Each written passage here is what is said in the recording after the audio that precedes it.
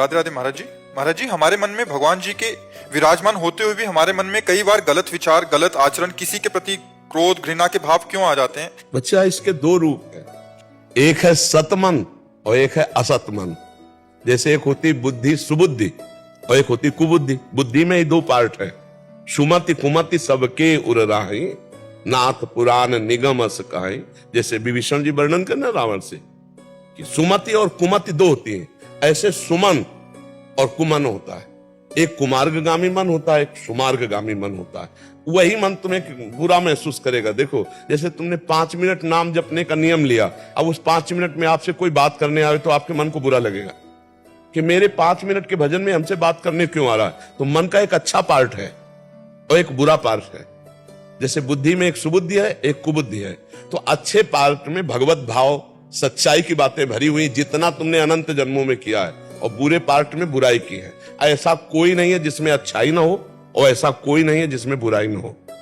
क्योंकि शुद्ध स्वर्ण का आभूषण नहीं बनता, उसमें मिलावट होती है। ये मानव शरीर बना ही मिलावट से है, पाप और पुण्य से। अब हमको इसको शुद्ध करना है। जैसे कसौटी में कस के सोना शुद्ध किया जाता है, ऐसे तपस्या और भजन से हमें अपने मन को शुद्ध करना है। उसके उस गंदे विभाग को हमें पवित्र करना। सबका मन कितना भी गंदा आदमी हो, कितना भी गंदा हो, उसमें थोड़ा सा अंश पवित्रता का जरूर होगा। बहुत कतली है, बहुत चोरी करता है, लेकिन उसका एक पार्ट पवित्र होता है। अब अधिकतम या न्यूनतम ये इसमें देखा जाता है। कोई अधिक पाप वाला स्वभाव वाला होता है, कोई अधिक पुण्य वाला होता है, लेकिन ये दोनों पार्ट होते हैं। तो देखो, कभी कभी मन अच्छी सलाह देता है। जैसे आपको वृंदावन लाया, साधु संग करवा रहा है, ये मन ही तो करवा रहा है, नहीं मानते हो ना। अगर मन ना कहता तो तुम नहीं आ सकते थे, जबरदस्ती नहीं आए हो, मन राजी हुआ है तब तुम आए हो। अब वो गलत मार्गों में जो ले जा रहा है, ये गेम रचा है भगवान ने। 2 विभाग करके एक सत एक असत। असत के आकर्षण से बच जाओ, सत में स्थित हो जाओ तो भगवान के पार्षद, और असत में स्थित हो गए तो फिर पुनरपि जननम पुनरपि मरणम पुनरपि जननी जठरे सैनम। अब कहते खेल क्यों रचा है, तो फोन करके भगवान से पूछ लेना क्यों रचा है। क्योंकि वो स्वयं से स्वयं की रचना की, किसी दूसरे की नहीं। वो आप भी वही हो। अब भूल गए अपने आप को शरीर राग के कारण, तो आपको लगता है कि परमात्मा का अंश मैं कैसे हो सकता हूं, मैं परमात्मा स्वरूप कैसे। तू परमात्मा स्वरूप ही है, अंश नहीं, सीधे परमात्मा स्वरूप ही है। इस शरीरों के राग में अपने को भूल गया है। इसलिए जो मन में असत भाव है, उनको निकालने के लिए बच्चा मानव देह मिला है। अब मन कह रहा है कि गंदी बात करना है, आप निश्चय कर लिए नहीं करना है, आप जीत गए। वहीं भगवान बैठे इंद्रियाणाम मनश्चास्मि, पर वो जिस भाग में बैठे हैं वो सत्य और पवित्र और सच्चिदानंद है। अब असत भाव को छोड़ो, श्री कृष्ण अनुकूलेन प्रतिकूलस्य वर्जनम, प्रतिकूल आचरणों का त्याग करो, पूरा मन भगवान बन जाएगा। पर करना ये तुम्हें पड़ेगा। ये गेम है, ये खेल है, ये तुम्हें करना पड़ेगा। गंदी बातों का त्याग करने के लिए तुमको तत्पर होना पड़ेगा। जैसे अभी पीछे वाले में कहा कि हमें माया पकड़े, तो हमें बताओ कौन सी माया पकड़े, क्या पकड़े। आप पकड़े हो, आपको माया नहीं पकड़े, आप पकड़े हो। रुपया से आप प्रेम करते हो, स्त्री से आप प्रेम करते हो, शरीर से आप प्रेम करते हो, नाना प्रकार की वासनाएं व्यसन आप करते हो। आपको जबरदस्ती किसने पकड़ा है? आपने सबको पकड़ रखा है। आप छोड़ दो, कहां माया है? कौन पकड़े हुए?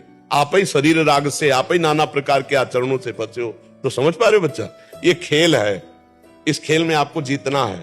नाम जप करते हुए, सत्संग सुनते हुए, हमें गंदे आचरण वाला जो पार्ट है मन को, उसको शुद्ध करना। अगर उसको शुद्ध कर लिए तो इंद्रियाणाम मनश्चास्मि, मन भगवान श्री कृष्ण, वही तुम्हें अनुभव हो जाएगा और आप परम पद के अधिकारी हो जाओगे, भगवत पार्षद बन जाओगे।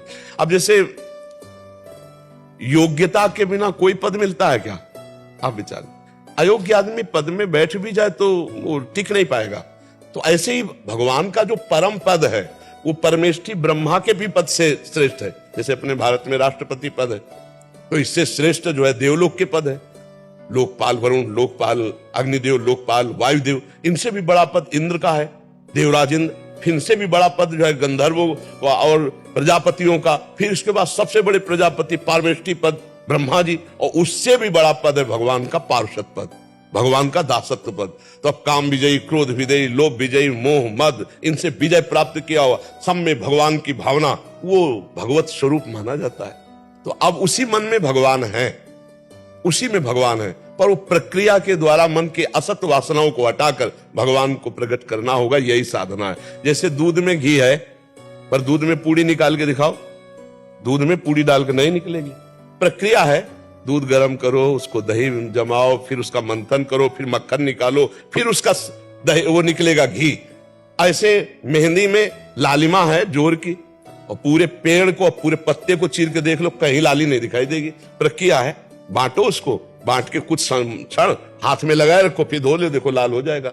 ऐसे परमात्मा तुम्हारे मन में है और उसकी प्रक्रिया है, साधना करो, असत वासनाओं को हटाओ, वो प्रकाशित हो जाएगा। समझ पा रहे बच्चा?